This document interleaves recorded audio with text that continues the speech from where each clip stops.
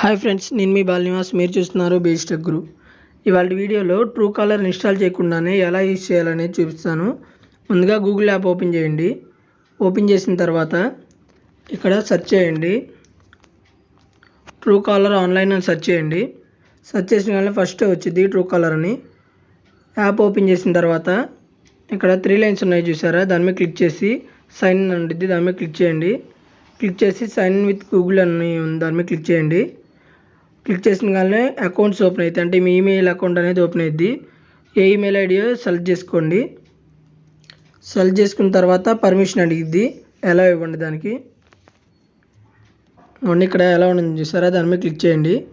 Click చేసిన తర్వాత మీరు రోజుకి మ్యాక్సిమం అంటే రోజుకి 5 నెంబర్లు అనేది సెర్చ్ చేయొచ్చు మీకు కావాలంటే. ఇప్పుడు నేను నా నెంబర్ సెర్చ్ చేస్తాను.